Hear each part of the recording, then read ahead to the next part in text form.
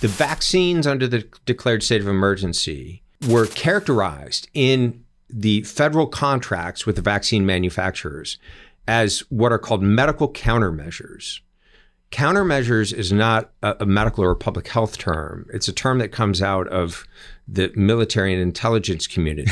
Right? Of course. And characterizing these as medical countermeasures basically removes a lot of the safety and good manufacturing protocols that would otherwise apply to pharmaceutical products. This is aside from the emergency use authorization. This is literally issue a biosecurity at the FDA. No, it literally is. So my colleague at the Brownstone Institute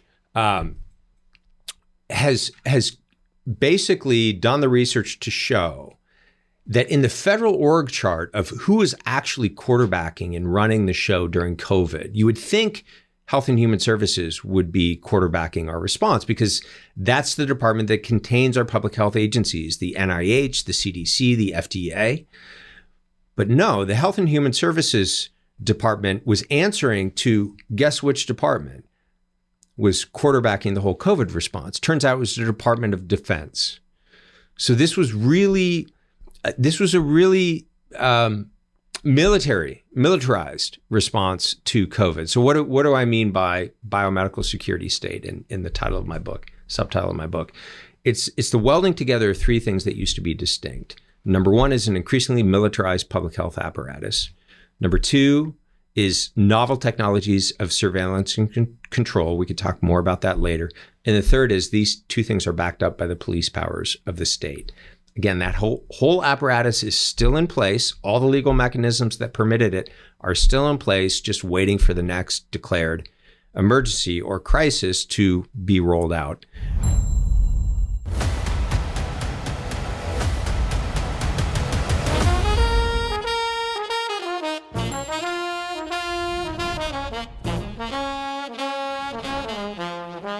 Howdy, everyone, and welcome back to Moment of Truth, the podcast of American Moment. My name is Saurabh Sharma. I'm the president of American Moment, and I'm joined by a bobblehead. I was just, getting ready to say this is Nick Solheim, the COO of American Moment. Yeah. Stop shaking your head like that. It's weird.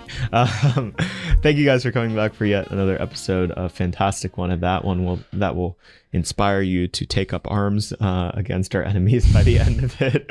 I'll explain why in a second. But before I get to that, be sure to go to AmericanMoment.org. There you can find the backlog of this podcast, as well as everything else we have cooking, applications for upcoming programs, AmericanMoment.org/join, which you can fill out to meet with us, as well as many other fantastic things.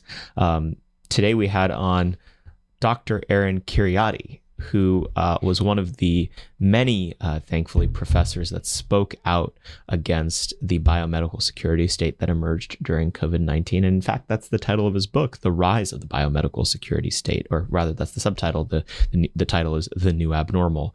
He used to be a professor at the University of California, Irvine, but now is a senior fellow at the director of Health and Human Flourishing program at the Zephyr Institute, the chief of medical ethics at the Unity Project.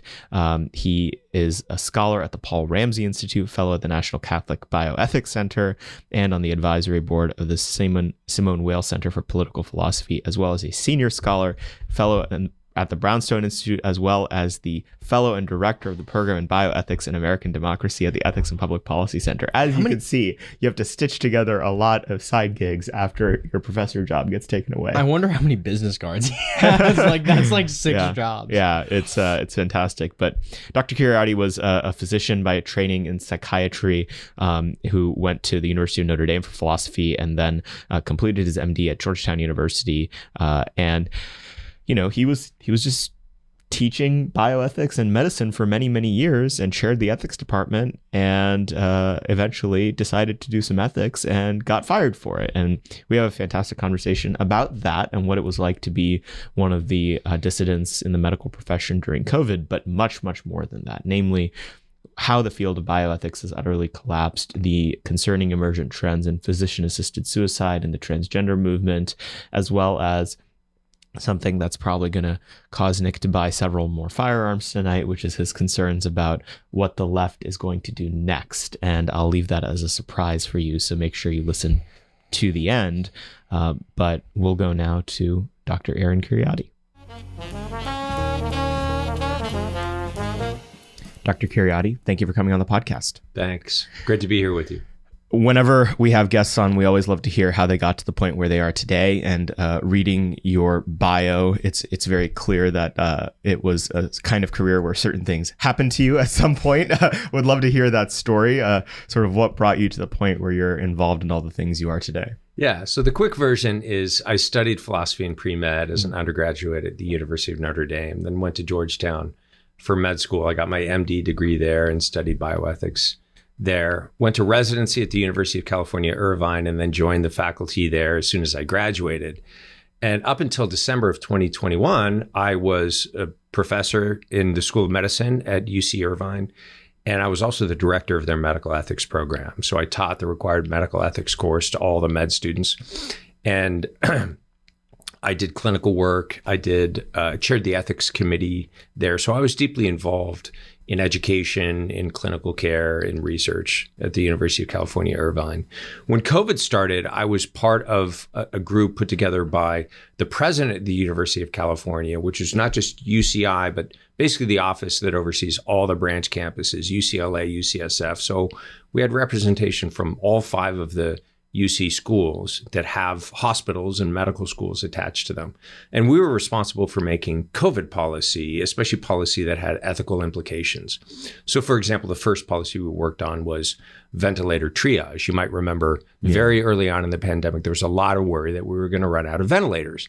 And it's obviously an ethically and publicly sensitive topic. Okay, if demand for ventilators exceeds supply, what do we do? How do we allocate those scarce resources to do as much good as we can in a way that's fair and just? So tricky policy, but we devised one that I think was as good as you can do in that regard. What are the kinds of considerations that are salient in a discussion? Yeah, like that? so the state of California and some other institutions ran into difficulties related to age discrimination and related to disability discrimination, which we avoided. And things like age can be taken into account only insofar as they directly impact the person's likelihood of a good outcome on a ventilator. So we know that age has some relevance to COVID in that regard. And it's legitimate to consider how well is this person going to do if we give them this scarce resources? Because again, the principle is we're trying to do as much good as possible with what we have, right? But when you start getting into age-related considerations that aren't related directly to prognosis, like giving something to a 30-year-old over against a 35-year-old, when really there's no risk difference between those two categories, that can create difficulties. So fairness, transparency, what are the principles behind the policy that we used? Public input we thought was very important. So we didn't really have time at that point to do the kind of focus groups and, data gathering from the public that, would be ideally necessary for a situation like that. But there was some research on that had been done by other states creating similar triage policies. So we tried to draw upon that. And in the end, I think we came up with something that was pretty good, which didn't run afoul of federal law like some other policies did.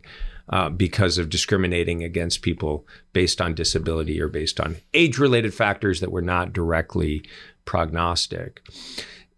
Then we moved on to some other ethical issues related to COVID. But when it came time for the vaccine mandate policy that the university was considering, we were not our group was not consulted, which I found very strange because it was clear to me at that point that as sensitive as some of the other topics that we had covered and the policies that we had devised were, this would certainly be the most ethically controversial and the most publicly sensitive policy.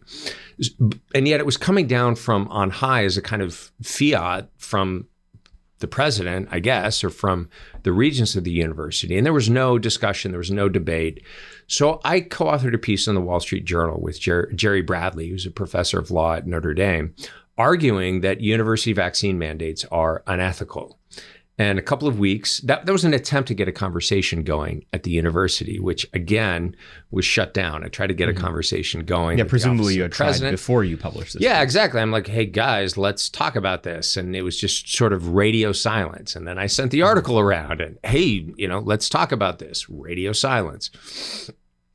So I found that very puzzling and very troubling. And then when the university finalized their vaccine mandate, I started to see that policy harming people that I knew and cared about at the university, starting with staff, a lot of nurses reaching out to me because I had gone public on the issue. They had read the article. Hey, what do I do? I'm going to lose my job. And some of them began losing their jobs. Nurses who had cared for COVID patients on the front lines when everyone else was working from home, nurses who had spent decades at the university hospital serving patients were now being just summarily dismissed because they were making an informed medical decision to decline a novel intervention that had, very little, no long-term safety data and very little short-term safety and efficacy data behind it. I had students reaching out to me saying, I'm not a religious person, so I can't really in good conscience submit a religious exemption, but I have moral or ethical or medical reasons to decline the vaccine. And I have no avenue to have those considered. So I'm going to lose my place. I'm going to be kicked out of school for making this informed decision or for following my conscience in this matter. So as I was seeing this happening, and I was reflecting on the fact that I was uniquely situated in the university as director of the medical ethics program, not just to make a sort of public argument in the pages of a newspaper that this was a bad policy, but maybe try to do something to actually change the policy so these people would not be harmed.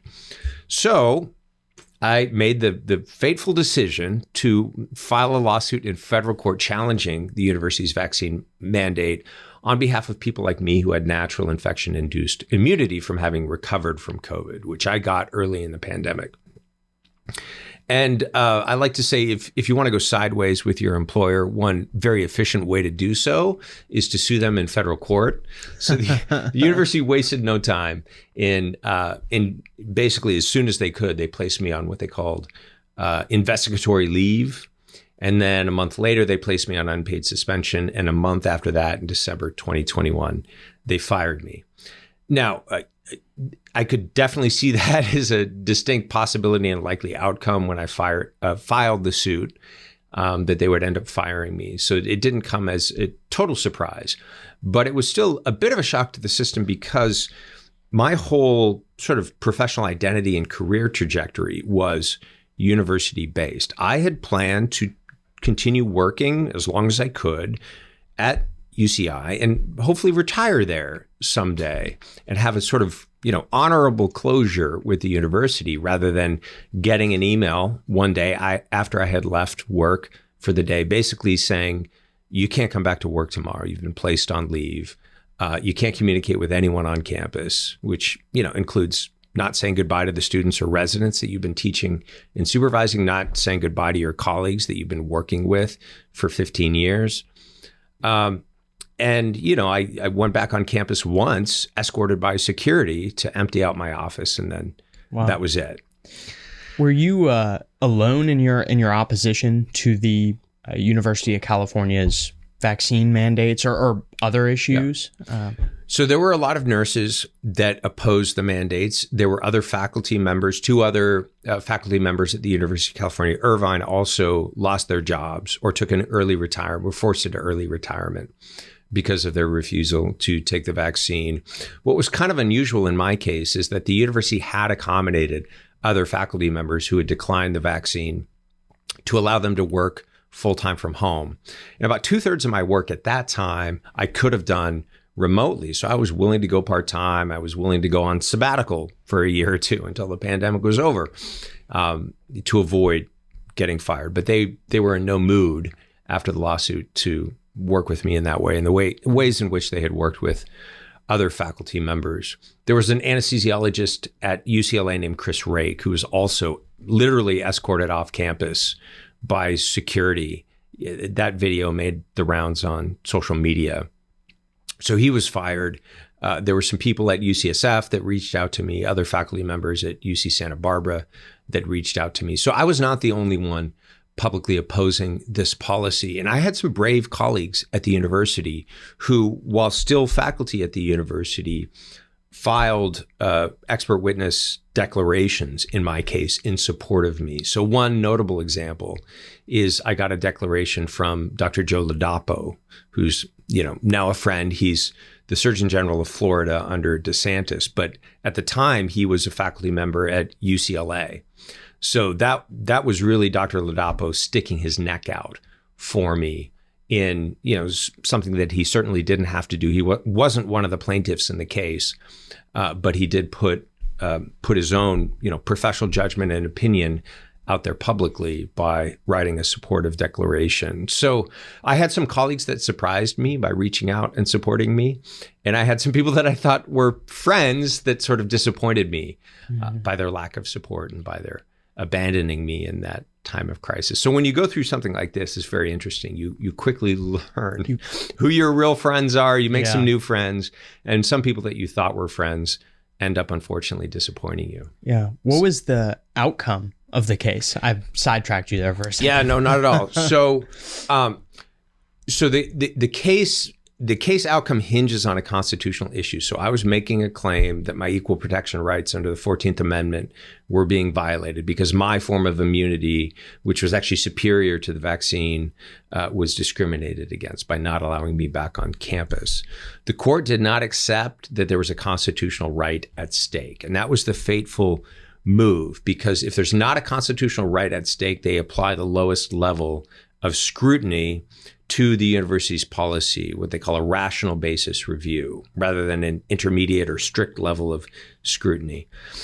On a rational basis review, you can't get into any of the science. You can't get into any of the fact findings. So the court basically says, yeah, Kheriaty has his science and we have to take it at face value. The university has their experts. We have to sort of take that at face value, but it doesn't really matter because all the university has to show is that they had a plausible public health reason for instituting the mandate. They don't have to show that the policy actually achieved that objective.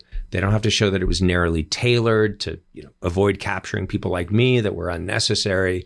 They don't have to show that the benefits outweighed the harms. They just have to show they had a plausible reason. At the time, the CDC was recommending universal vaccination, even if you had natural immunity. And so basically the court declined to get into the science. And on that basis, there was no way that I could win. So unfortunately, I didn't prevail in that case. But in the interim, the CDC has now come out and finally acknowledged that that institutions and policies should not discriminate between vaccinated and unvaccinated for the two reasons that I argued in the case. Number one, the vaccine did not prevent infection and transmission of the virus. And so the argument, do it for the sake of others, even if you're not going to benefit, falls apart. And also because natural immunity is robust and enduring, which is exactly what I said in the case. So even though the courts didn't vindicate me, the public health establishment has come around very late in the game. We had all the evidence back when I filed the suit in 2021. But, sometimes it's hard to be a year or two ahead of the curve. You lost the battle, but you won the war. I like to think of it that way. It's interesting the consequences that you in particular have faced vis-a-vis some of the other public health experts that made a name for themselves speaking out against the COVID regime, because you were the expert. Trust the experts. You were the guy. You were the bioethics guy, medical ethics guy. I mean, what was that like to suddenly go from a source of institutional knowledge to the bane of it? I mean, what did that actually feel like playing out on a day-to-day basis? At what point did people who you thought invested in you a modicum of respect for your expertise suddenly disregard all of it? Yeah, well, I'm not going to lie to you. It was hard. It was disorienting.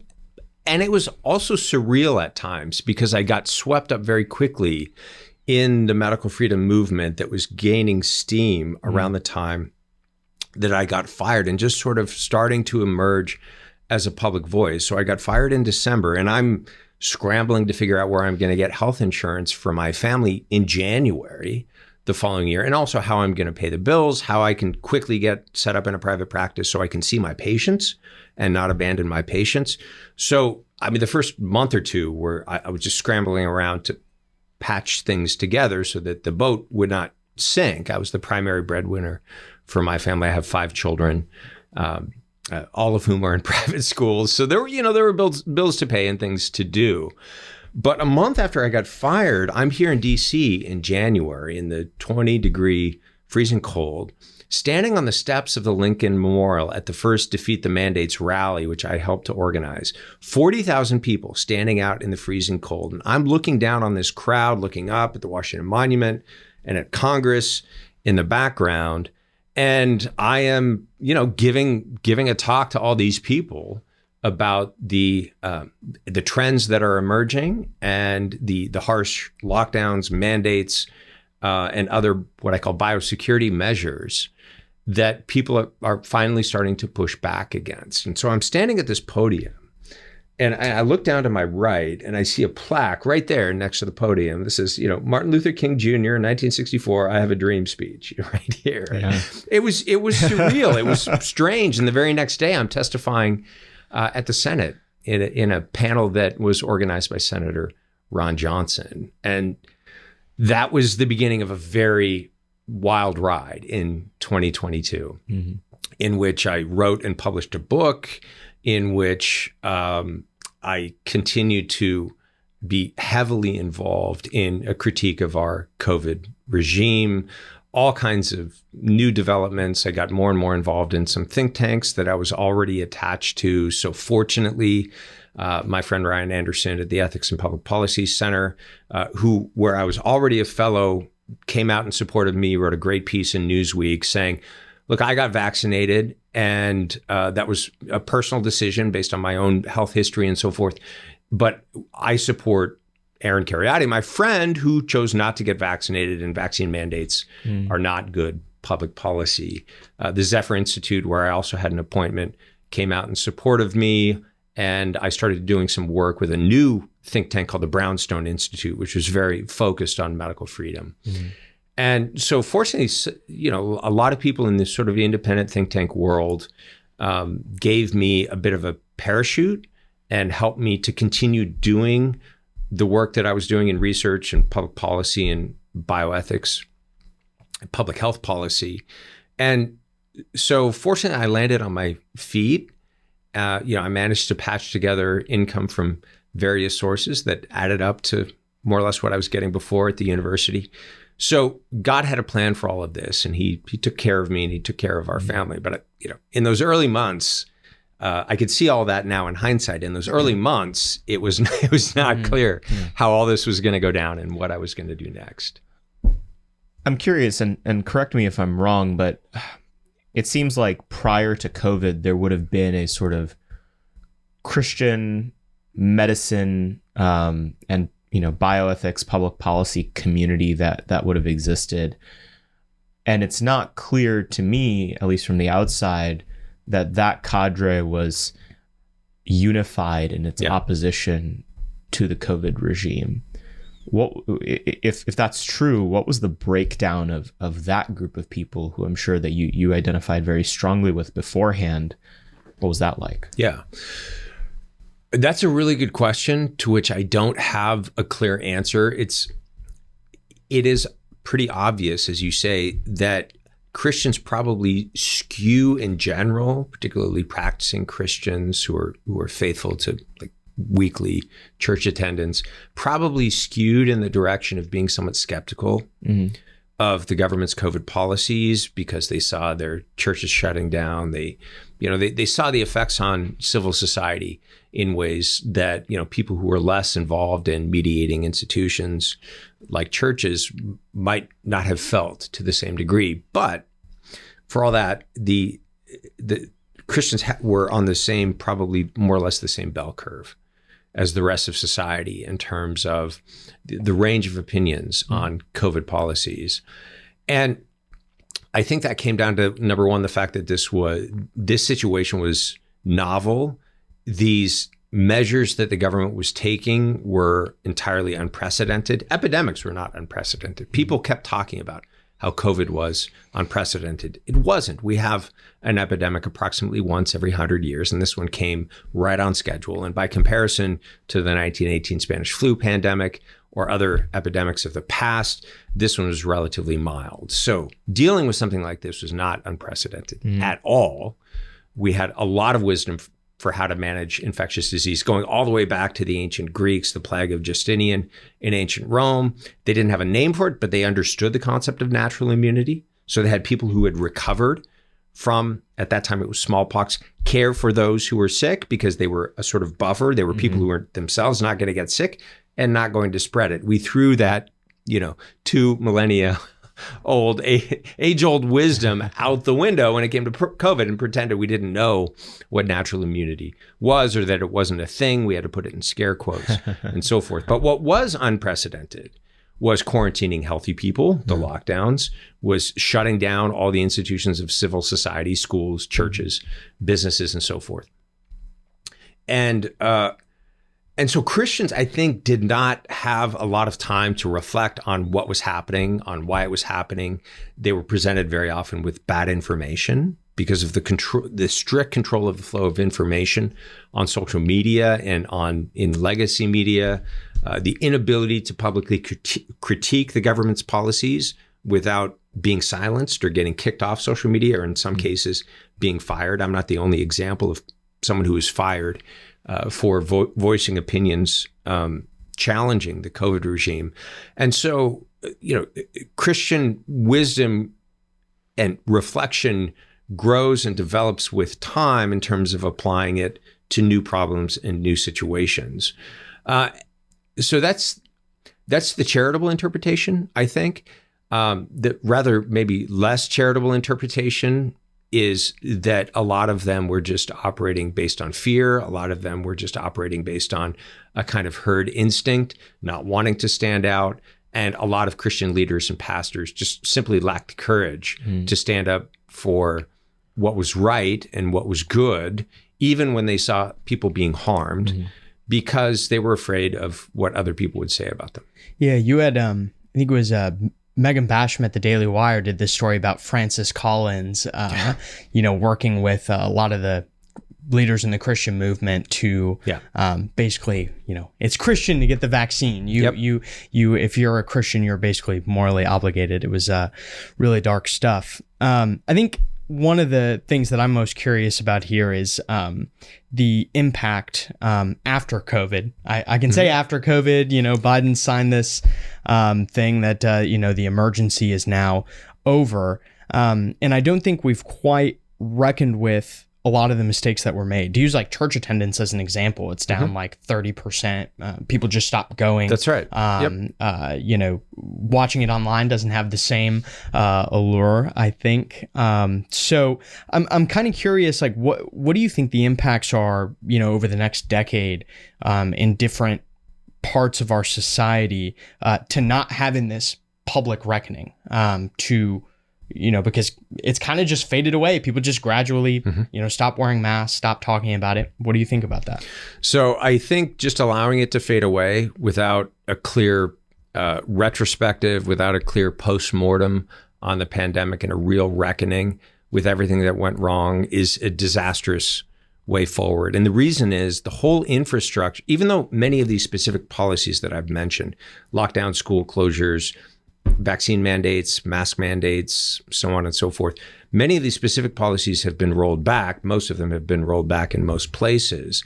The whole infrastructure that made all of that possible, what I call in my book, The New Abnormal, the biosecurity apparatus, that is all still in place, ready and waiting for the next declared public health emergency. So people have proposed lockdowns, for example, for climate change. That proposal was floated in the earliest weeks of the COVID lockdowns back in March, April of 2020. Wow. We already saw academics with serious titles. I was going to say serious academics. We saw politicians in power proposing rolling or periodic lockdowns to deal with the climate crisis. And we've seen, even prior to COVID, many issues in the public square being redefined as public health issues because health and safety has proven such a powerful fulcrum or lever to push things through, especially under a declared state of emergency, that otherwise would not be accepted. under ordinary circumstances. So, for example, if you look at the headlines, just bracket for a moment your views on climate change, but just look at how it's been characterized in the last 5-6 years, even before COVID. It's moved from being framed primarily as an environmental issue or an ecological issue to being framed always in terms of harms to population health and harms to human health. Racism was declared a public health crisis. Yeah. You'll remember during the lockdowns, 1,200 so that people were allowed to burn down CVS's. Exactly.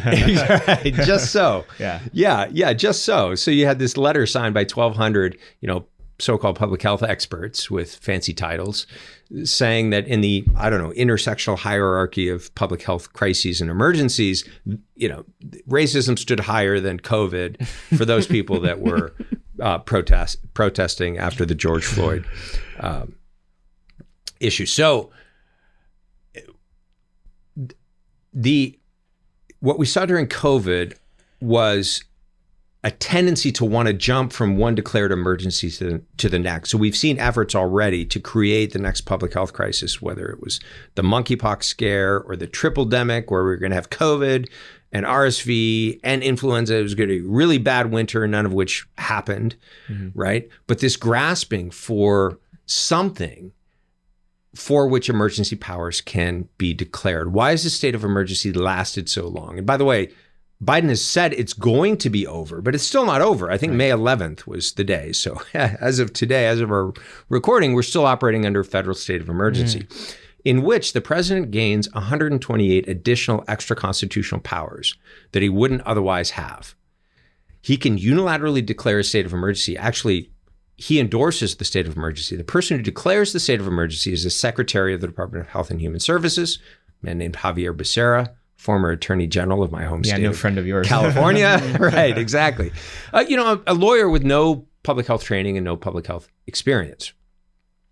And so the executive branch declares the public health emergency, gains additional powers, decides when that emergency is over. In other words, when we who gain those powers are going to relinquish those powers also include more access to the purse strings, which are usually controlled by Congress, right? But emergency, money is available basically for the executive branch and Biden to spend during a state of emergency. So this is a very bad setup vis-a-vis the Constitution. Essentially brackets the Constitution for an extended period of time, in this case, an indefinite potential period of time.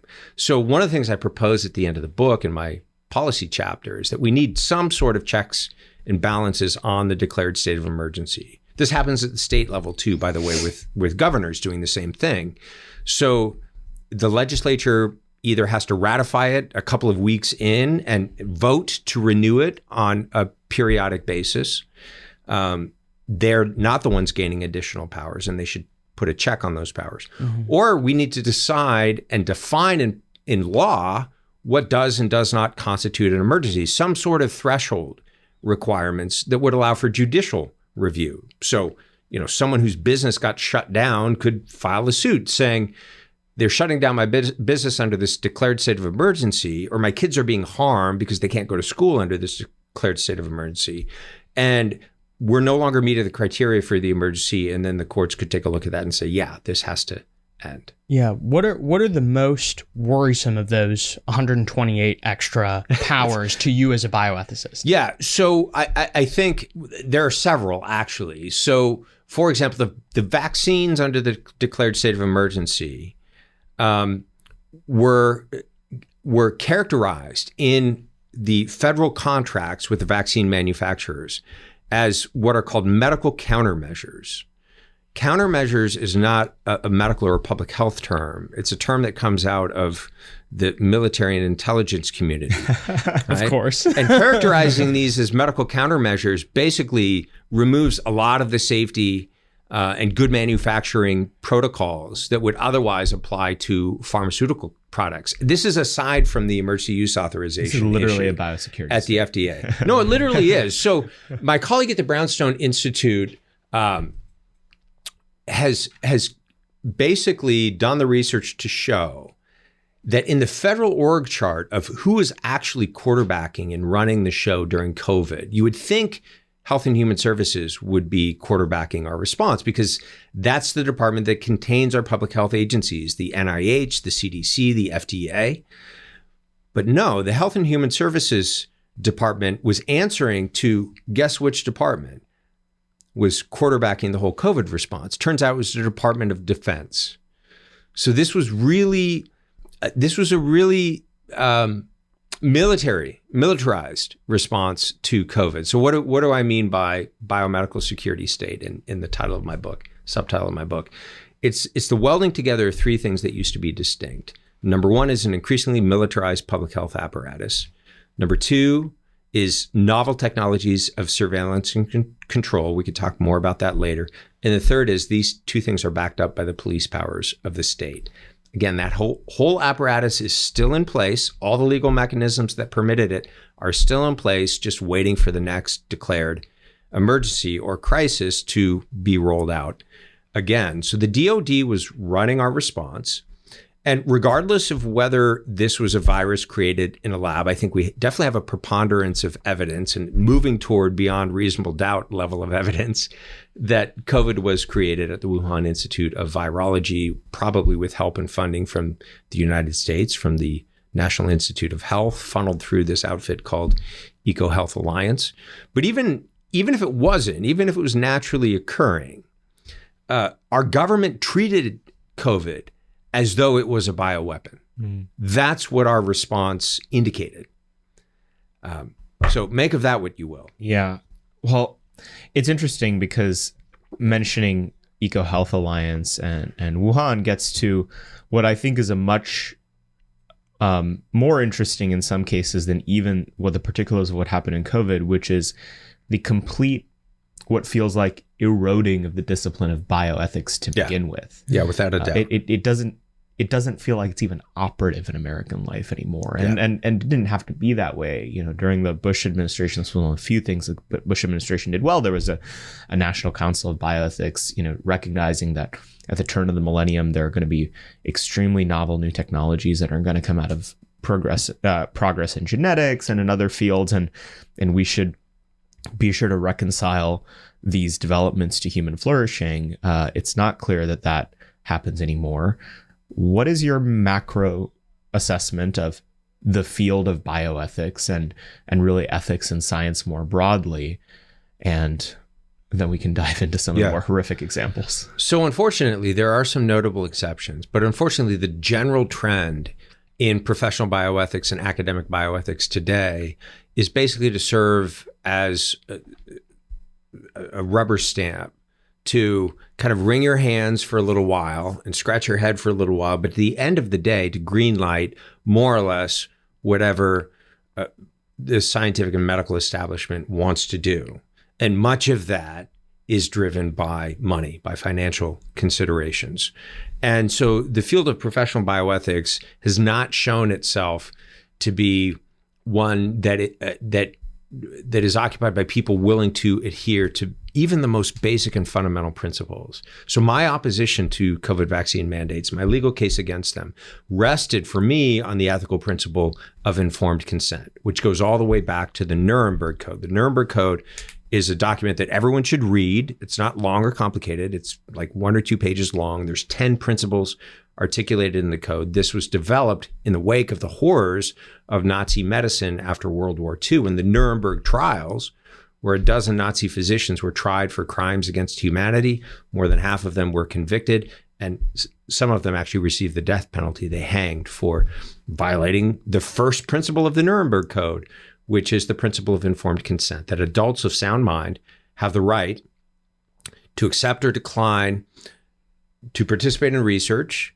and that was later extended to accept or decline a medical intervention after giving adequate information about it. So Americans were not given adequate information, so we didn't have the informed part, a strict control on the flow of information dictated mostly by pharmaceutical company interests, basically dictated what Americans knew and didn't know about the vaccines and about the clinical trials and so forth. So there was no transparency. We had to fight to get transparency on that. And there was no consent if it was mandated anyway. So people had bad information And even if they, in the face of that, they went and did their own research and got better information, decided, in my case, I don't want this. In many cases, because they worked for a certain company or they worked for a government entity, they were forced to take it against their will, which is the very same mistake that the Germans made back in the 1930s and the 1940s that ended up leading to the grossest abuses in medical research and medical practice. So that's a big problem. There was the transparency issue. I had to coordinate a group of a couple of dozen physicians and scientists to force the federal government to do what it was required to do under federal law in terms of transparency about the Pfizer vaccine clinical trials. So the day that the FDA authorized the Pfizer vaccine, federal law required that all of the clinical trial data, not just the one published paper in the New England Journal of Medicine, but the hundreds of thousands of pages of data from the clinical trial, be made publicly available so that independent researchers could take a look at it and so that Americans could be informed about exactly what was done and what the clinical trials showed, not just the curated information that the authors of that paper, all of whom had connections, financial connections to Big Pharma, were saying about the clinical trials. So we had to file a suit in federal court, a FOIA request in federal court to get the Pfizer clinical trials data. The federal government, the DOJ lawyers representing the FDA came back and said, they knew they couldn't say no, but they tried to slow walk it. They said, we'll give you 500 pages a month, which if you do the math, would have taken 75 years to release data that they reviewed in only 108 days. We had a good federal judge in that case who said, no, you have 9 months to release the data, so we need to see it. The next thing that happened is that Pfizer intervened, not surprisingly, saying, we want to redact the data before it's released. Again, not surprising, that would maybe serve their own interest. But what was surprising and sort of shocking was that the DOJ lawyers representing the FDA agreed with Pfizer and petitioned the court to allow Pfizer to redact the data. What kind of data would they claim they have a right to redact? So they wanted to say, there could be proprietary data in there that, company secrets type of stuff. But that was implausible on the face of it because they had already had to redact those things from the data before they released it to the FDA and other regulatory agencies. So that job was already done. And the data as it had been released to the regulatory agencies, should have also been released to the American people. So fortunately, again, good judge in this case said, no, Pfizer's not going to be allowed to redact the data. And we got a good outcome in that case. But it shouldn't take the private and expensive action of citizens to force the federal government to do what federal law clearly says the government is required to do in these circumstances. And again, looking at the public health establishment, very few people were demanding this kind of transparency from our public health agencies. Most of them just fell in line and became shills and mouthpieces for the government's preferred pandemic policies, vilifying, slandering, silencing anyone, whether myself, Jay Bhattacharya, Martin Kulldorff, Scott Atlas, these new friends of mine in this fight, who were criticizing the government's policies, proposing alternative solutions. I hesitate to even call them alternative because they were really just traditional public health approaches to something like this. They were vilified. In some cases, they were forced out of institutions like I was. And both the public health establishment and the bioethics establishment stood on the sidelines and more or less acted as cheerleaders for the regime in power. I'm curious to know, as we start to move to some of these other topics that the biomedical establishment has some authority over, like transgenderism, assisted suicide, that sort of thing.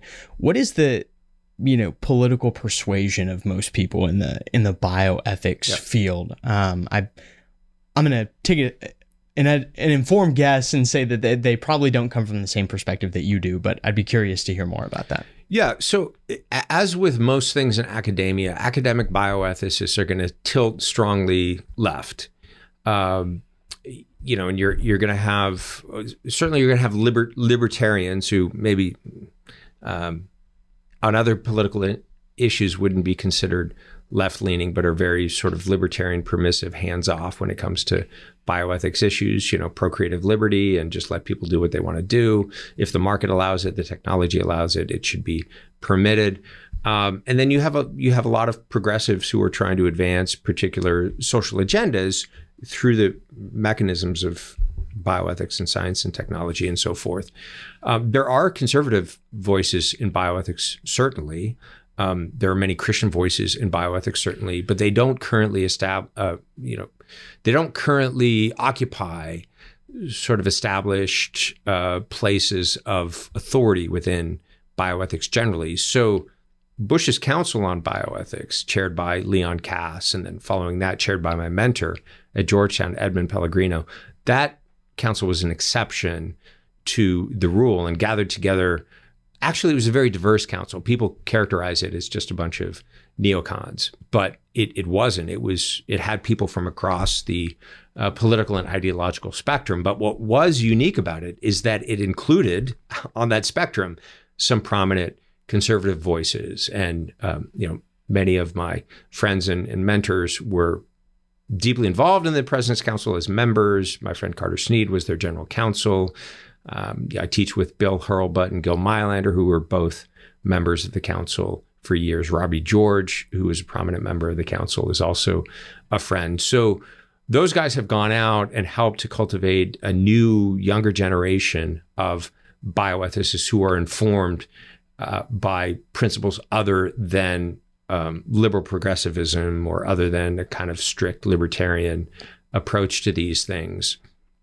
But there are very few institutional homes for those folks now. There are some think tanks that have, taken us in and supported our work, and some smaller institutions where you can find those folks.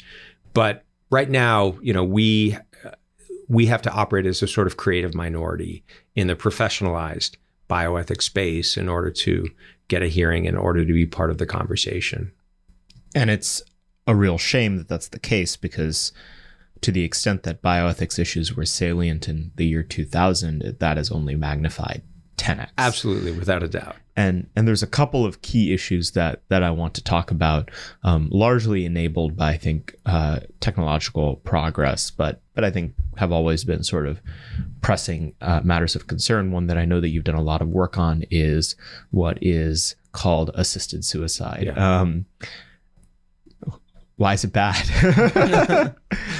Well, it's bad because for the public to trust physicians, and trust is essential for the doctor-patient relationship to work, right? If you don't trust your surgeon, you're not going to go under the knife. If you don't trust your internist, you're not going to take his medication recommendations or his diet and exercise recommendations for your, pre-diabetic condition or your hypertension or whatever. So without trust, both in specific physicians and in the medical profession as a whole, medicine doesn't work. We could have all the tools in our little black bag to help patients, but if they don't trust us, those tools are totally useless. What physician-assisted suicide proposes to do is to take a profession that has to be oriented toward health and healing. Right? The doctor has a lot of power. There's a power imbalance or asymmetry in the doctor-patient relationship. The patient is vulnerable because of the illness.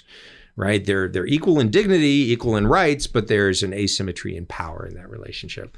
And so a doctor has to take his knowledge and skills and prerogatives. Doctors are given a lot of power. They're given a monopoly on certain things like prescribing or doing surgery or ordering an MRI test or whatever. They have to use that always and only at the service of healing the patient. And if they start using that for anything else, it's going to undermine the trust that the public has in physicians, right? Is my doctor recommending this because it's actually good for me, or does he have some other motive, financial inducement, or a social program, operating in the background that he's kind of an agent of that's behind this recommendation? And so the minute we turn our knowledge and skills toward anything other than health and healing, that is going to end up harming patients. And physician-assisted suicide and euthanasia do that in the most radical way, because doctors become, rather than being agents of healing, they become agents of the patient's death, right? And so in the simplest terms, it's bad because doctors should not kill their patients. So assisted suicide is helping the patient to kill themselves by providing the means for them to do that, right? If I give you a deadly drug, knowing what you're going to do with that, it's like me giving a suicidal friend a loaded gun, knowing that my friend is not going hunting with that gun, but he might turn it on himself. And you would be charged with a crime for doing that, right? No, exactly. In any other context, you would be charged with a crime. You would be an accomplice to a crime. And so assisting someone to take their own life is illegal in, I think, all 50 states right now, with the exception of doctor-assisted suicide in the states in which it's been legalized. There's also the slippery slope concern, which, the other side likes to mischaracterize and say it's not automatic that we're going to move from assisted suicide to euthanasia. It's not automatic that we're going to expand the indications for assisted suicide. But in fact, the historical record shows that that's exactly what has happened. So in Canada, for example, you could see them accelerating off the cliff as quickly as they possibly can, and you see people there being euthanized simply because they're living paycheck to paycheck, and something happens, and then they're in financial straits, and they lack government support, and they're depressed. They may not even have a terminal illness, and they go to their doctor, and this has been well documented now. There was a piece in the New Atlantis just a couple of months ago documenting several cases along these lines.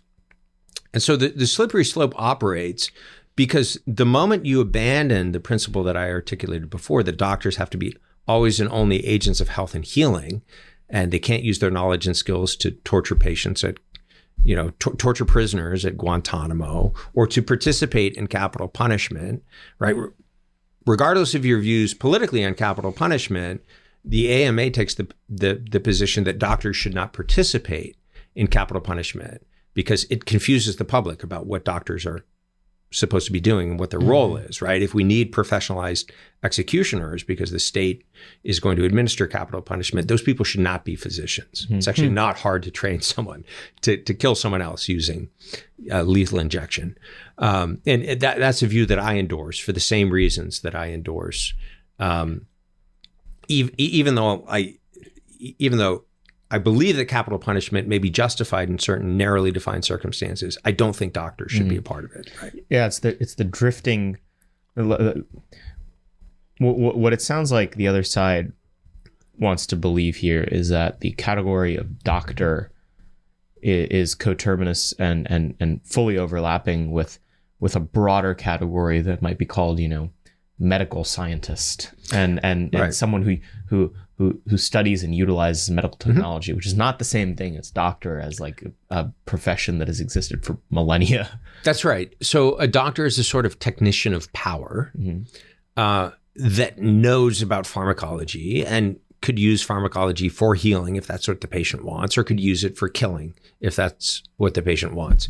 And this view of deprofessionalized medical view has been creeping in for many years. So we see a shift in language very often from doctor-patient to provider-consumer. Right. And the consumer is always right? If you've got this thing and I want to buy it and you don't give it to me, there's laws against that. You can't discriminate, based on the reason that I want to use this or whatever. So that shift has been going for a long time. And the word profession actually goes back to the ancient Greeks. So we use the word profession today to designate most occupations. But in the ancient world, the word profession was used to designate only 4 occupations. One was medicine, another was law, the third was teaching, and the fourth was the priesthood or the clergy. What do all 4 of these things have in common? They all have in common that they're characterized at their core by a relationship: doctor-patient, priest-penitent, teacher-student, lawyer-client. And they're a relationship in which there's an asymmetry of power, right? If you don't have a good lawyer and he abuses his power, you might not achieve justice in your suit, or you might go to jail unjustly because you didn't get an adequate defense. And so all 4 of these professions in the ancient world did something before they embarked on their role. They publicly professed a promise, an oath, to use their knowledge, skills, and power only for the sake of educating the student, only for the sake of seeking justice for their client, only for the sake of ministering to the religious or spiritual needs of the person. And in the case of medicine, only for the sake of health and healing. So that, and of course, this oath for doctors was the ancient oath of Hippocrates, right?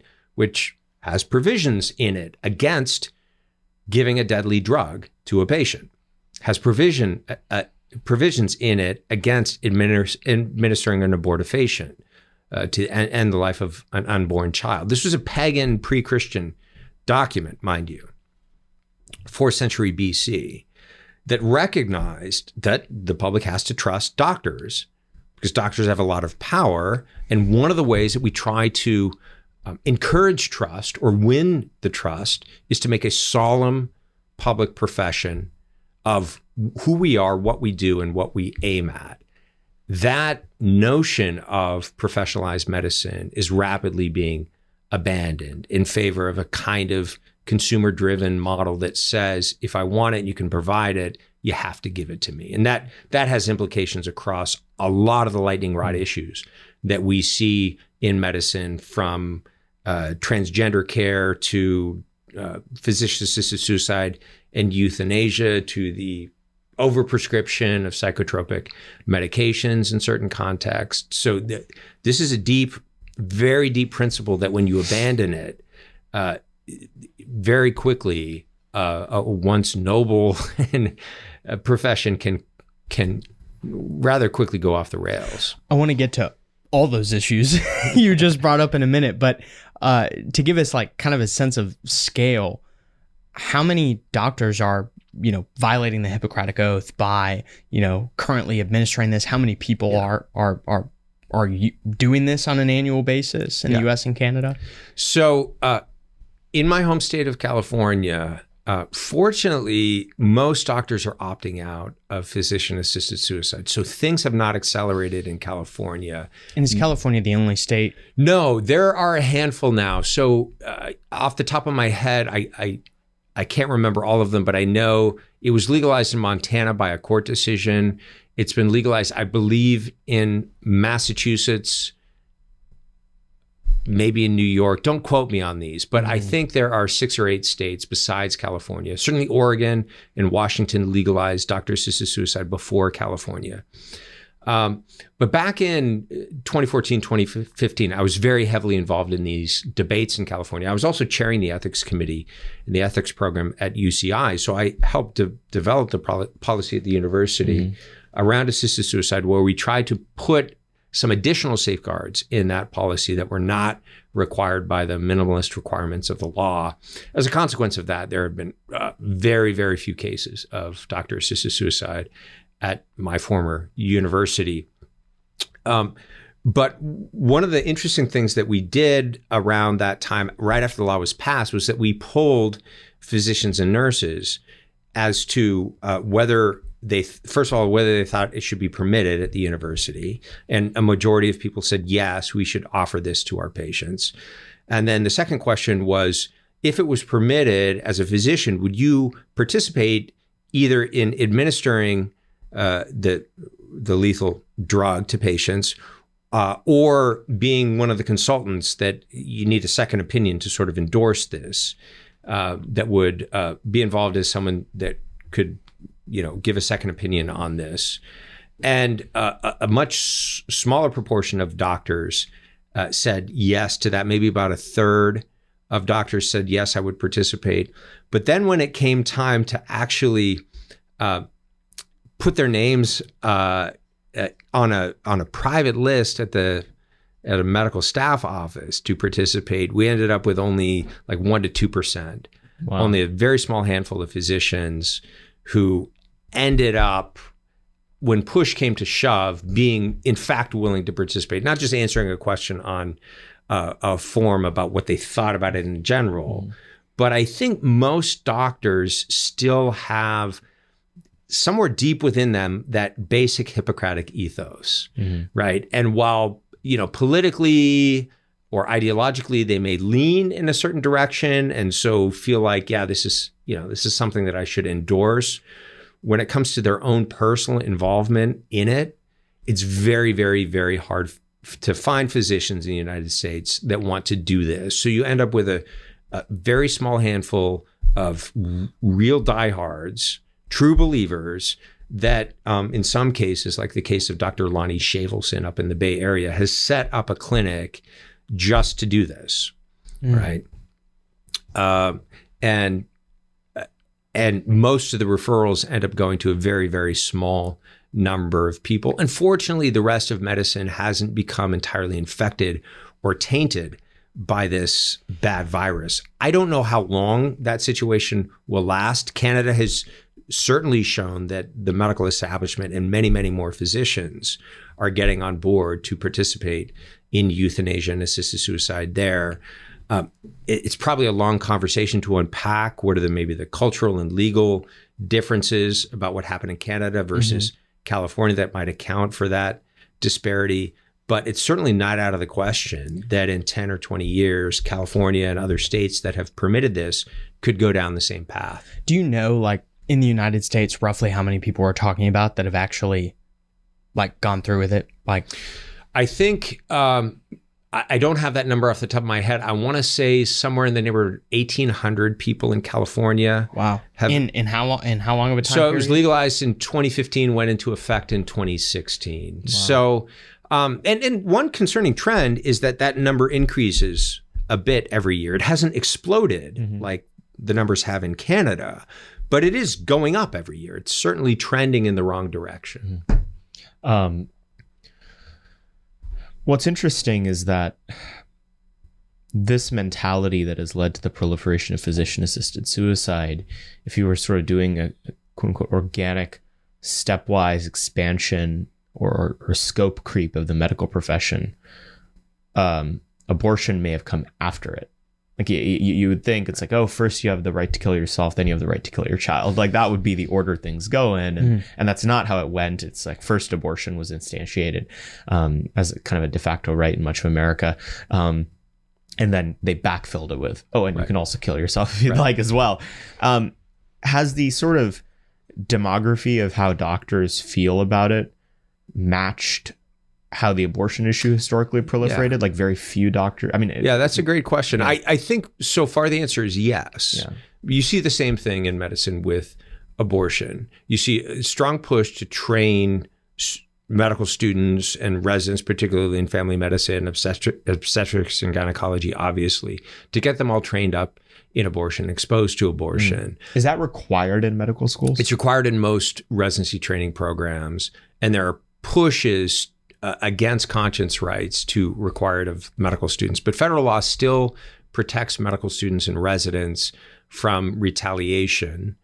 The Church Amendment and the Hyde Amendment have specific conscience provisions in them, which HHS is currently not enforcing. That's a problem. So if you're a medical student looking to become if you want to become an OBGYN, you will have to at least be trained in it. Yes, because it's going to be well, I shouldn't say yes. Legally, the answer is no, right? But you're going to have a very tough uphill battle because you're going to get a lot of pressure from most residency training programs in obstetrics and gynecology to participate in abortion. So I think a really strong resident with a really strong spine could probably navigate that and insist that their legal rights be upheld in that environment, but it would still be tough. And that training would entail performing the procedure? It would entail at least learning about the procedure. There would be pressure certainly to assist on a procedure and perhaps pressure to perform one as well. I need to move further in the woods and never let my wife see a doctor again. Yeah. I didn't realize it was this bad. Like, are there like religious exemptions for this sort of thing, or like? So again, federal law protects conscience rights, which would include religious objections to this.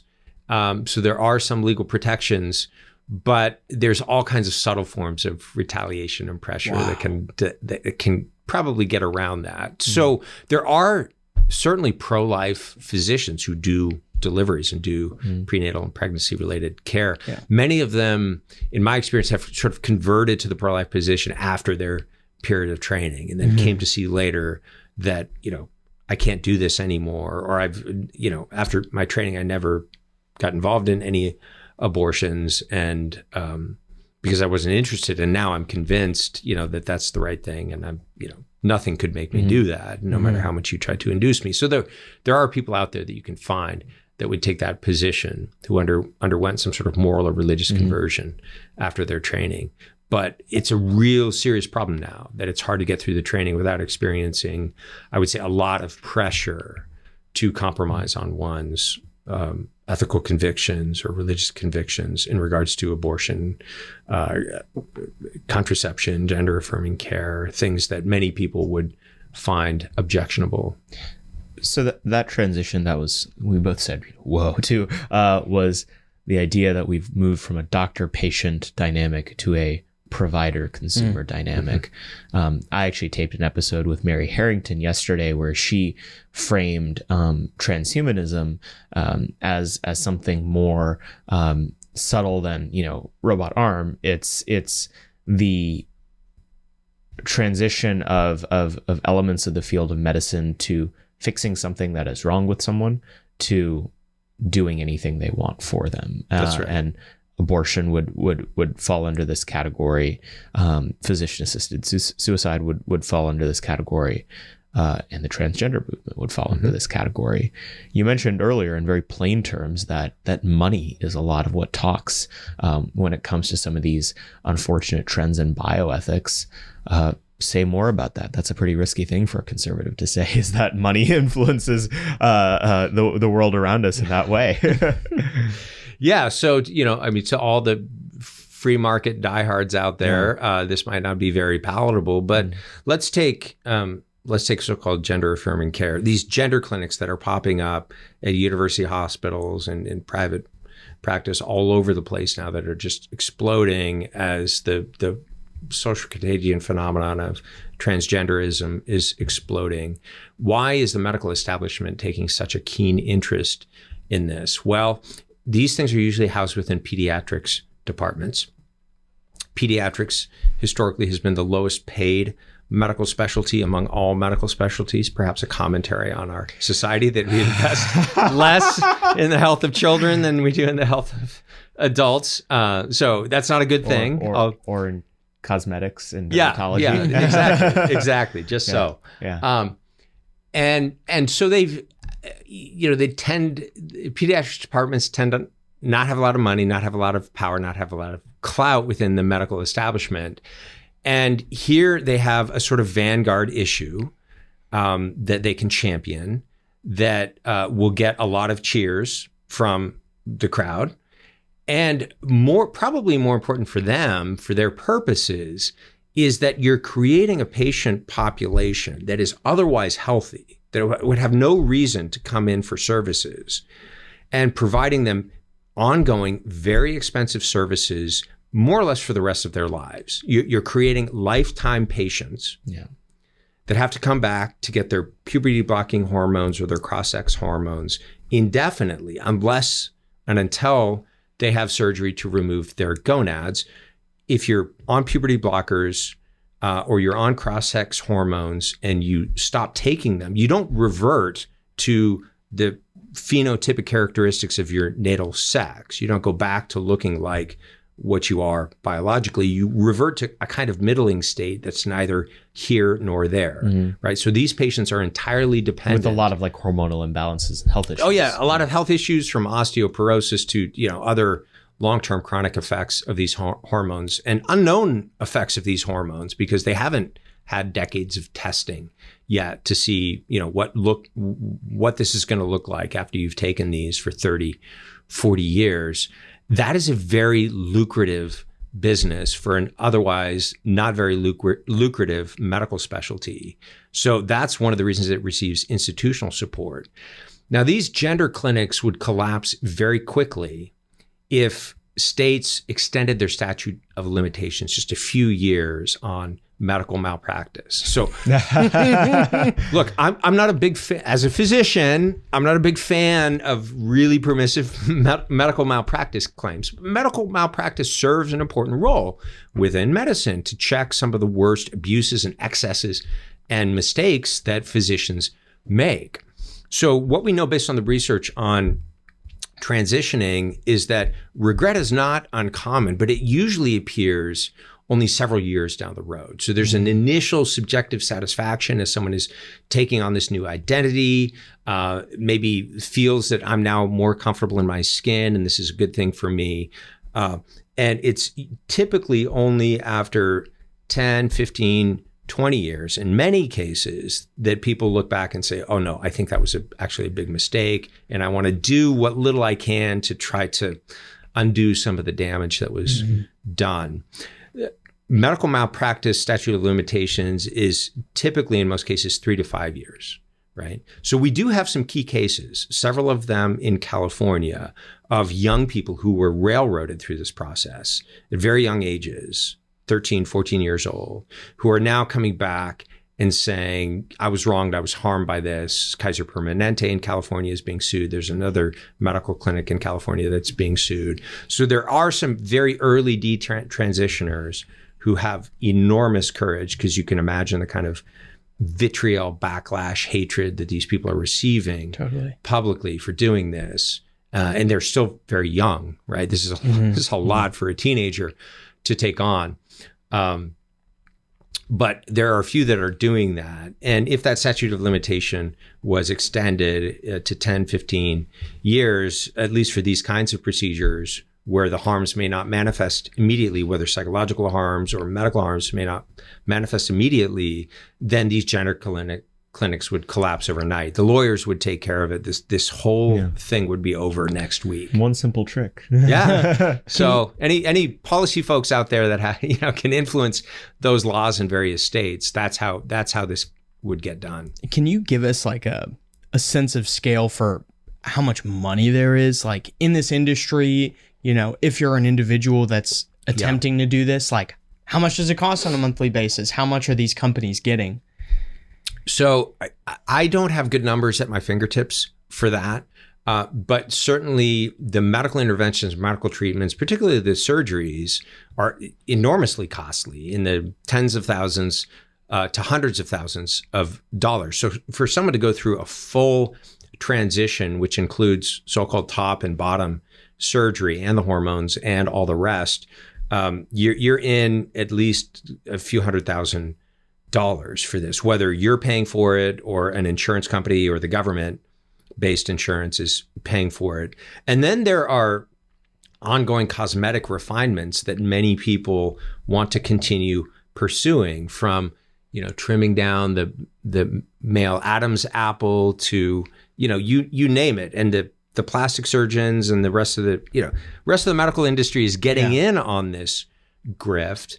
And so the costs can very easily skyrocket, particularly if this is characterized as a fundamental human right that insurance must cover. Yeah. Once people are not paying for this out of their own pockets, there's really no ceiling on how costly, extensive, and expensive this whole enterprise can become. Yeah, I'm curious about that. Like, what's been the movement on insurance companies covering this over the last 5 years? So I think various states have done various things. I don't know the current state of play. I haven't paid as much attention to this issue in recent years because I've been focused more on the public health end of things.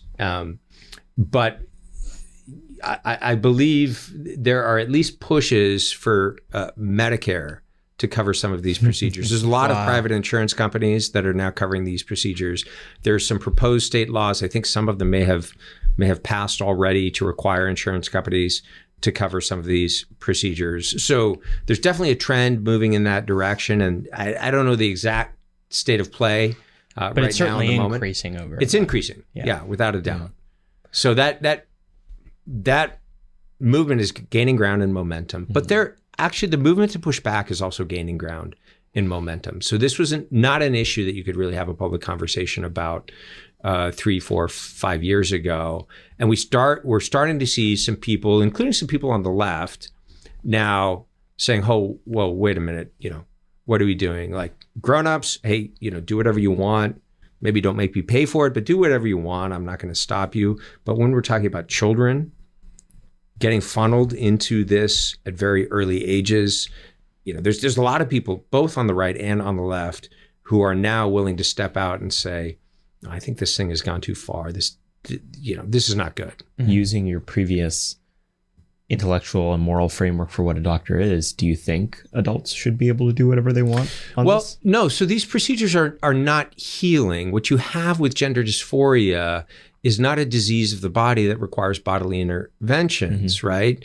You have an overvalued idea of the mind that has become, in many cases, a driving preoccupation of people, and a fantasy that if I get this, my difficulties and distress will be solved. So the threat that people currently hang over the head of parents, for example, if they have a kid who comes out and says, I'm trans, then the establishment tells the parents, you have to affirm your child, you have to get them into these medical interventions if they want them. Because if you don't, your kid is going to kill himself, right? So we know that there are really bad mental health outcomes for people who identify as LGBT, particularly those who identify as transgender. And the proposal is this so-called gender affirming care is going to solve that, right? We actually have no empirical evidence for that. We have no empirical evidence that stigma, social stress is why these people have higher rates of depression, anxiety, suicide, drug and alcohol abuse, and so forth. But it's presented as though we do have evidence, and it's presented as though these interventions are going to solve that. The best evidence we have suggests that the outcomes 10 years down the road are really terrible. So the largest study of individuals post-transition, 700 people in Sweden, half of them female to male, half of them male to female, largest study ever done.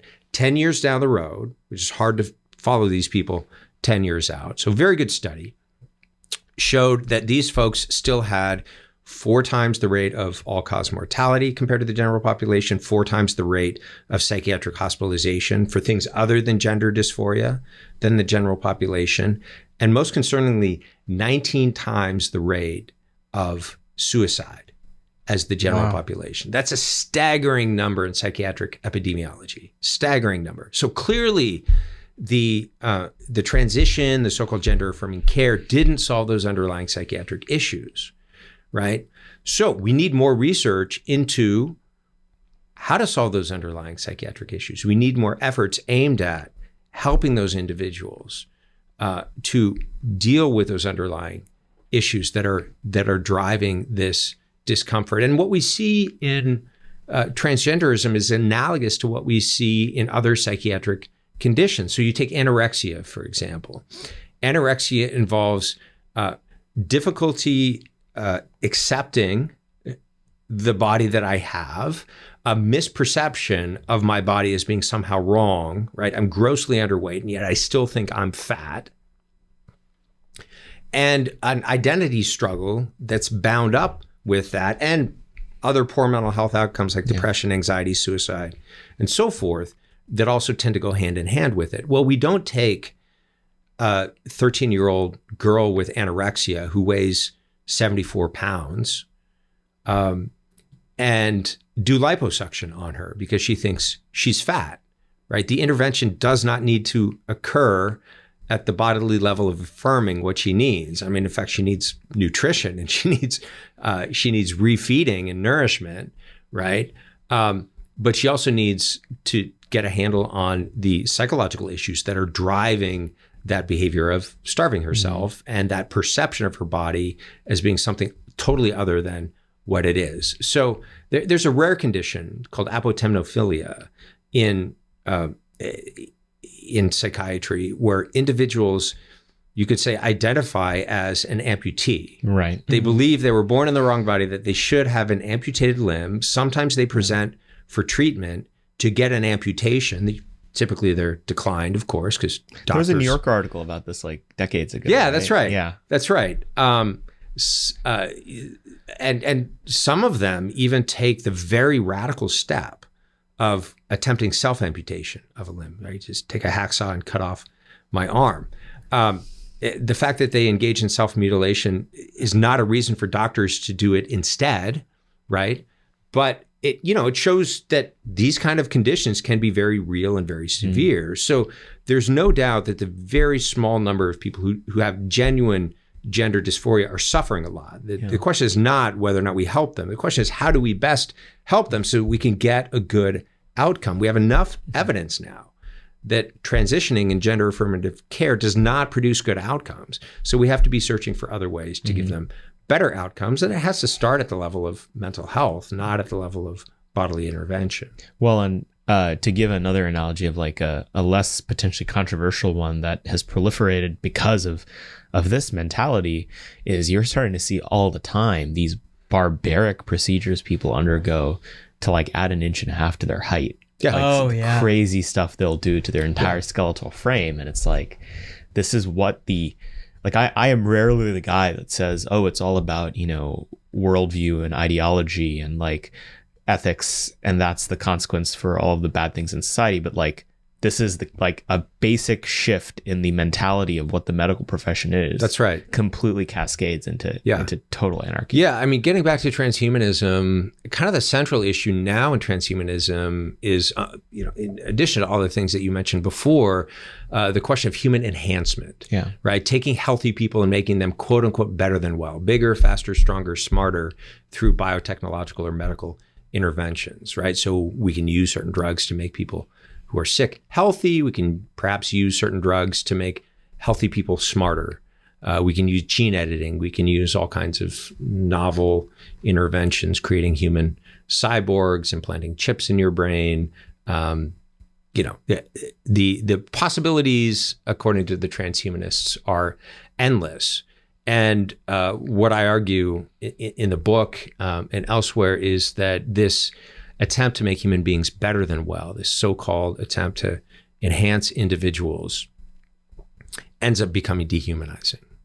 And so transhumanism is, I would argue at the end of the day, ultimately a religious ideology. It's a kind of neo-Gnostic, kind of revival of ancient Gnostic ideas about the need to escape the confines of the body, the need to transcend the physical limitations of the body. The really overheated transhumanists, especially the ones in Silicon Valley, have as their ultimate dream living forever, so eternal life, which is clearly a religious aspiration, by uploading the contents of your consciousness and your brain into some mainframe computer cloud in the sky that will allow your consciousness, supposedly, I was very weird metaphysics behind all of this, right? They clearly is not going to work. But the idea that this is where we're headed, radical life extension. So living not just to a ripe old age of 110 by maximizing your health and well-being, but living to the ripe old age of 200, 400, who knows how many years,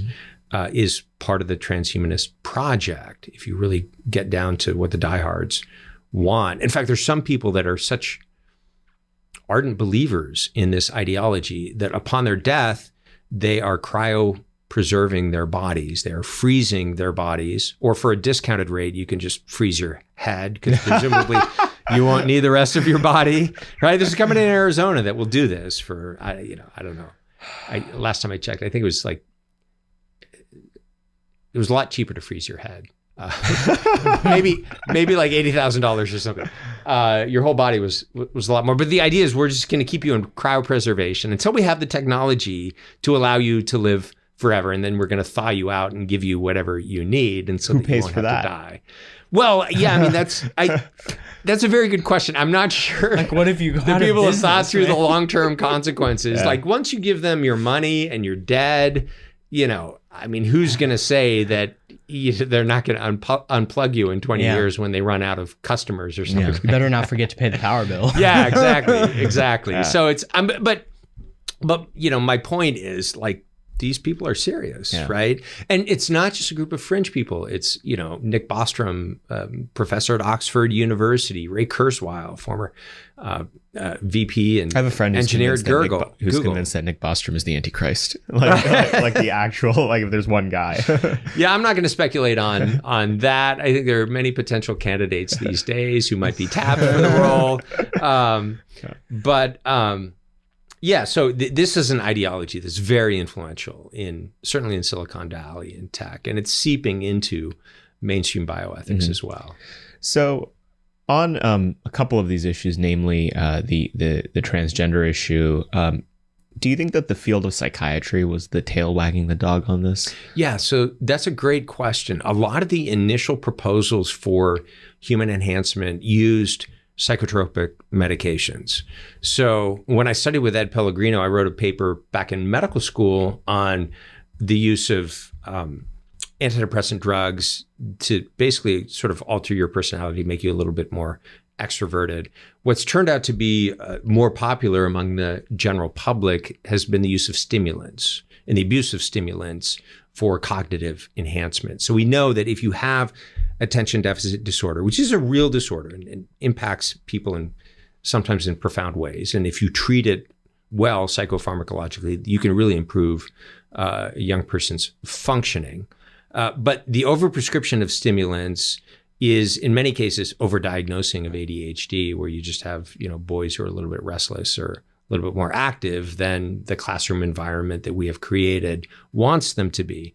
But also you have the abuse of stimulants among college students, graduate students, professionals, because if you give a stimulant to someone without ADHD, you can improve their attention and concentration a little bit, right? So this is an example of taking something that can help heal something that is impaired or disordered and using it on healthy people to make them, quote unquote, better than well. And this creates a kind of drive and competition at the level of, pre-medical students trying to get into medical school, where, their peers or colleagues are abusing stimulants to improve their performance on cramming the night before the test or their performance in taking the test. And now suddenly I feel the pressure, even though I don't want to take this drug, to do the same thing just in order to keep up. So in many ways, psychiatry was the leading edge of some of the actual real world misuse of interventions in order to try to pursue some of these enhancement proposals. Mm-hmm. I'll be honest. I mean, it seems like the controversial nature of like transgender surgery and cross-sex hormones and stuff is fairly cognizable to ordinary people, but it seems like it's a harder sell to tell people that they shouldn't be allowed to take their Adderall, especially in this town. Sure. What's the moral argument against it?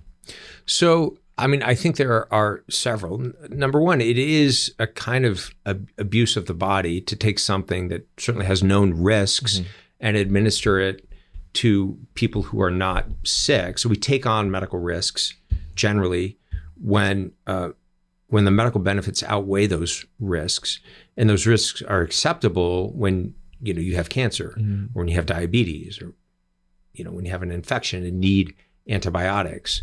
But when you're entirely healthy, the idea that a doctor should prescribe something with known risks to someone who's entirely healthy, I think the moral calculus for that is very, very different.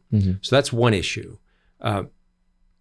Another issue is, what kind of society are we creating by doing this? Is our already hyper-competitive society improved by introducing stimulants to make hyper-competitive environments even more competitive? And if everyone is enhancing themselves, right, are any of them actually getting ahead? Does this become a kind of hamster wheel of more? Because as soon as I start doing it, my colleagues in my competition is going to start doing it. So is anyone actually benefiting when we're just getting to the point where now it's not just stimulants, but it's the latest cognitive enhancer added on top of that, and we're assuming risk upon risk, just in order to survive. Yeah, and it'll be laundered through the idea of the cutting edge scientist pushing the bounds of human innovation. That's right. Using Adderall to make that easier, but in reality, it's going to be used by people to do email jobs at each other a little bit faster. Yeah, that's right. And I mean, again, just to alienate the free market economic folks, it's also going to be pitched as a sort of consumer-driven choice, right? But I think you raise the question of what kind of choice is it when everyone else is doing it. You could look at the example of sports. If we permitted performance-enhancing drugs in sports, what's going to happen to the the few professional athletes who really, really, really don't want to do that when everyone else is doing it and they're not getting punished for it? What's that going to do to professional sports? And can you really say that the person who's trying to make it in the NFL or NBA, who's declining performance-enhancing drugs, has a consumer market-driven choice in whether or not they're going to get on board with this, right? So I think the issue is more complex when you examine it on the social level than just on the individual choice level. Following that example down the chain, one of the ideas people will throw out there is like, okay, then like let's have, a natty league, and then let's have the free-for-all league where like anything goes. Let's see what happens and push the boundaries. I take it you would oppose that. Well, yeah, because look, what is it about sports? Why do we feel cheated when we hear news that Barry Bonds was doping when he set the home run record? Well, there's something about performance-enhancing drugs that takes away from what makes sports so engaging and beautiful in the first place. And that's that, if you watch the Olympics, there's always the backstory that they're telling about the obstacles that a person overcame and how hard they had to work to get here and what they sacrificed to get a spot on the Olympic team or to qualify for the Olympic swim meet or what have you. And that's a person exercising, first of all, their natural God-given capacities, which we also celebrate, right? Not everyone, no matter how hard they work, can make it into the Olympics. But also on top of that, having to exercise discipline and fortitude and all kinds of other virtues that we generally admire in order to achieve at that level. When you introduce the external technician working upon the body to make that person win the gold medal, it's like, okay, what are we celebrating? Are we actually celebrating that athlete and his or her achievements? Or was this accomplished externally through the innovations of science and technology? I believe it was Rocky IV, one of the sequels to where he's fighting the Russian guy, right? In all these sports movies, you have a scene, somewhere before the big competition where the person is training, right? Rocky is getting up early in the morning, eating raw eggs, running around Philadelphia, climbing the stairs, and we think, hey man, that's awesome. This guy's working hard to achieve his dream. So you have this back and forth in Rocky IV where it's showing the Russian guy basically training in a lab with all these hooked up to all this high technology, and they're injecting stuff into his veins, which you're taken to believe this is something that's going to make him bigger, faster, stronger, sort of more deadly in the ring. And we look at those two things, we want to cheer for Rocky, right? Because he's doing it the right way. And this guy's sort of cheating because, if he ends up winning, maybe we should celebrate the Russian scientists rather than the Russian fighter.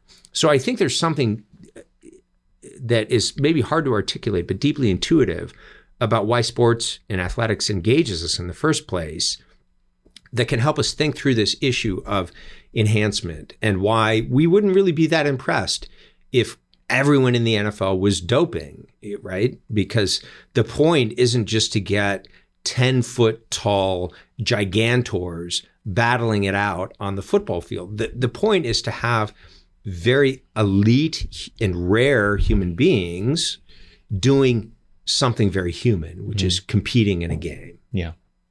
No, that makes a ton of sense. What is the thing that you're horrified about that no one else is paying attention to yet, much like you were early on the trans stuff, or any of these other issues? What's the thing that I should get really schizo about and start researching on the internet now? So a few years ago, I started asking people what comes after T, and I didn't mean QIA plus or whatever they've added on the end. I mean, what's going to be the next big push in the sexual revolution? And I proposed the next letter was P, as in pedophilia. And people, of course, No, How dare you? How dare you? There are no That'll never slippery happen. slopes. Pay no attention to all of these slopes that are very Exactly, well slippered. right? The same thing that they said about transgenderism, 20 years ago. Yeah. Oh, no, it's not. That's not part of our program, and whatever. Why do I say that? Well, these things always start as proposals floated in elite academic circles, and for several years now, journals with titles like the Archives of Sexual Behavior that no one reads unless you're a highly specialized academic looking at certain social science or biological research. These journals have published articles that more or less begin normalizing adult minor sexual relationships. So, for example, articles proposing that we shouldn't always consider adult-child sex to be traumatizing, because if it's done in the right way, in a loving way, under the right circumstances, for some youth, it could be a very positive experience and introduction to sexuality and sexual experience. And after all, children are sexual beings, right? From infancy, right? The old Alfred Kinsey Nick, proposal is resurfacing. You have a new acronym, MAPS, minor attracted persons. I don't know if you remember the TED Talk that was floated around by very normal looking, attractive young female who was giving this TED Talk about how we should start to destigmatize minor attracted persons because they don't always act in a criminalistic way on their inclinations, but having that inclination is just part of the normal sexual spectrum. It's a normal variant on sexuality in the human population. And so we're starting to see, for actually many years, we have seen this kind of push in rarefied academic journals that no one reads. And it's now starting to trickle down to kind of middle-brow TED Talk culture. They're floating trial balloons, right? And the Man-Boy Love Association, which has been around for decades, has rebranded themselves recently. I forget what they call themselves now, but there's this professional association of people that are trying to destigmatize being a quote-unquote minor attracted person. And so it's, on the face of it, it seems shockingly implausible that this would take hold. I mean, after all, parents are going to protect their children from this sort of thing. But look around and ask yourself, are parents really protecting their children from the next big wave in the sexual revolution? And I think the answer is no. I hope I can come back on this show in 10 years and say, yeah, that was crazy. You were totally overblown. I don't know what I was thinking at that time. We haven't gone down that path. It doesn't look like we're going to go down that path. I sincerely hope that is the case, but I worry that it might not be the case. Well, and it'll happen in a stepwise manner, right? That's right. So inch by inch. Again, let's take the abortion issue, right? There's all sorts of laws in the book all across the country that create mechanisms by which children can get abortions without their parents' permission. Yeah. And, again, the idea that parents will be the defense mechanism against this. I mean, the weaponization of the kind of child protective services industry against parents who dissent against the liberal order is real. That's right. And most people will go wherever the center of gravity in mainstream culture is. Yeah. So, great. Well, that ruined my day. But this Sorry, you asked, so I had to bring it up. This is a fascinating conversation. Where can people keep up with everything that you're writing and talking about on these issues? All that new think tank work you're doing since UC Irvine politely asked you to take your talents elsewhere. So I'm pretty active on Twitter, so you can follow me on Twitter. At A Kheriaty is my handle. I have a Substack newsletter, lots of content available for free on that newsletter. AaronKheriaty.substack.com is where you can find my work there. And I have links to articles. I have links to, I'll post this podcast on my Substack once it's published. So I have links to interviews, articles, essays, and so forth there. So those are the two best places to find me out there in the public square. Awesome. Well, thank you for speaking out over these last few years and for being a rare scientific resource for the sensible part of Washington, D.C. There's a lot of people who failed Bio 301 in this town. And so it's always helpful to have a couple people who actually know something about technical matters, and certainly bringing a deeply ethical and Christian approach to those issues is essential as well. Thank you for coming on the podcast. I enjoyed the conversation. Thank you. Hopefully you guys enjoyed is the wrong word, but were edified by the information. I don't know if that's the right word either. Yeah, well, go do something about it. Yeah. Go yell at your bosses to buy some guns. Yeah. Go do a public policy. Dr. Kheriaty is happy to consult with congressional offices as well as state legislative offices on these matters. Be sure to go to our website, AmericanMoment.org, to see everything we're up to. Be sure to follow him on Twitter as well as us on Twitter. We're at AMMoment.org. Be sure to go to AmericanMoment.org/donate to throw us a couple of dineros and help us fund all the great work we're doing here. And be sure to rate and review this podcast. 5 stars only, please. And if you write something interesting in your review, we'll be sure to read it out on the show. Be sure to subscribe on YouTube so you can see Nick's ugly mug. He actually trimmed up today. He's got a haircut. His beard looks slightly smaller. If for every 1,000 subscribers we get, Nick will shave more of his head, and eventually we can get him looking like a cue ball. Thank you guys as always for listening, and we'll see you guys next week. Moment of Truth is an American Moment Studios production filmed at the Conservative Partnership Center. Our podcast is produced and edited by Jake Mercier and Jared Cummings. Our intro music is A Minor Struggle by Ryan Serenich. Don't forget to like and subscribe on all platforms, and you can go to AmericanMoment.org to learn more.